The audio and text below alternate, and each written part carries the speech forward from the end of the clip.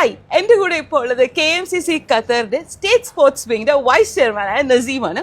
So GCC tournament tug of war details പറയൂ. Big trophy GCCയിൽ തന്നെ വെച്ച് ആദ്യമായിട്ട് നടക്കുന്ന ഏറ്റവും വലിയ വടംവലി ടൂർണമെൻ്റാണ് 7-ാം തീയതി നടക്കാൻ പോകുന്നത്.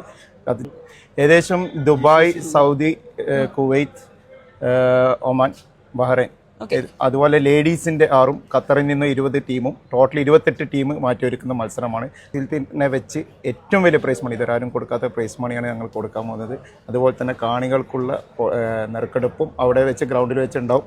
അപ്പോൾ എല്ലാവരും 7-ാം തീയതി അവിടെ വരിക.